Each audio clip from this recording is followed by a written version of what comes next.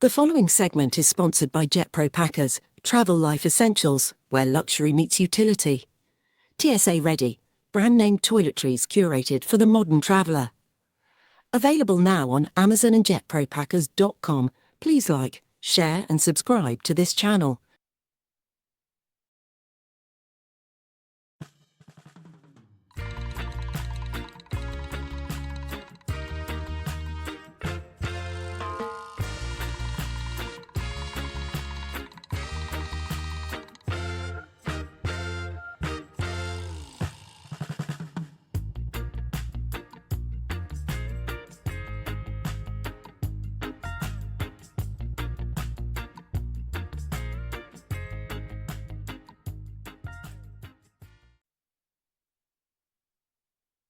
I want to share with you the significant progress we have made together in our journey towards growth and prosperity, and to outline the path forward.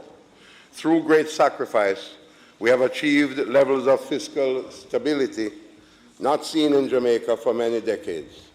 However, we must remember why this matters. It is about improving lives, and stability on its own is not enough to do that. We have many more rivers to cross to achieve prosperity for all Jamaicans. Attaining and sustaining fiscal stability, economic growth, and prosperity must become the shared goal and responsibility of everyone. I am pleased to report that as at the end of December 2017, the government has successfully met all the quantitative performance criteria and indicative targets agreed with the International Monetary Fund under the current precautionary standby agreement. Passing these tests is important and necessary, but it is also insufficient. It is our focus and priority to ensure that we also pass the even more important test set by the people of Jamaica, and I call that the people's test.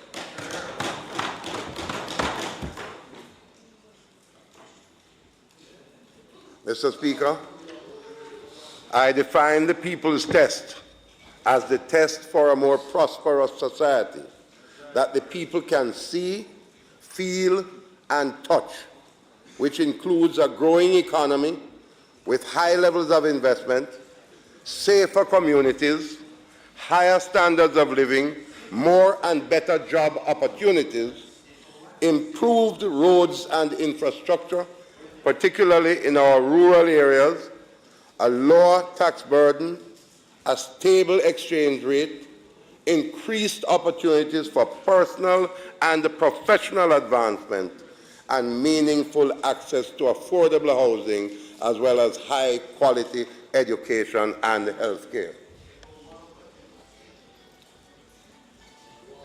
This is our focus and the priority for the future, Mr. Speaker, to build on the foundation of fiscal stability to achieve greater economic growth and prosperity, so as to ensure that we meet and exceed the targets set under the people's test.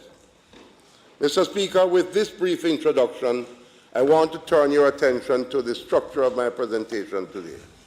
I'll briefly review the economy for the fiscal year just closing, policy priorities and targets for the new fiscal year, highlights of the expenditure budget for the new fiscal year, highlights of the financing of the budget for the fiscal year, and conclude. So, Mr. Speaker, by way of a review of the economy, I am pleased to report that we have advanced the strong foundation of fiscal stability and are making significant progress on our path towards greater economic growth and prosperity. I'd like to publicly acknowledge the responsible and laudable actions and efforts by many of our public sector workers to support our economic program. This year, we fulfilled our promise to raise the income tax threshold while meeting all fiscal targets. Created a significant increase in take-home pay of the labor force. What this means, Mr. Speaker, is that more Jamaicans were able to keep more money in their pockets. Our track record on behalf of the Jamaican people, and to summarize our track record on behalf of the Jamaican people, and a review of the economy over the past fiscal year, Mr. Speaker. We committed to the Jamaican people we would grow the economy. I'm pleased to report that fiscal year 17-18 represents the 5th consecutive year of positive growth in the Jamaican economy, with real GDP estimated at a modest 0.9% in fiscal year 17-18 relative to the preceding fiscal year. This growth is notwithstanding a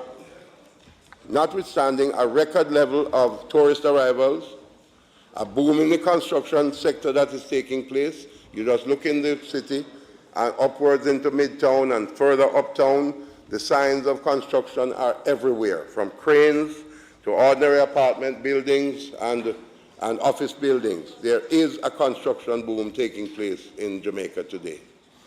We have historically high job creation, a fast-growing stock market, positive business confidence, and the strongest economic buffers are now in place in decades. I must add, that the PIOJ has analyzed the reasons why our reported economic growth rate is not as high as projected, which was in excess of 2%, 2 to 2.5%. They have found that it's due mainly to the negative effects of unexpectedly high rainfall on agriculture, and I would say a mixture of drought and rainfall, in fact, and delays in restarting the production of bauxite and alumina, primarily at Alpart. Without these issues, the PIOJ estimates that economic growth would have been between the range of 2 and 2.5%. Still, this is not enough.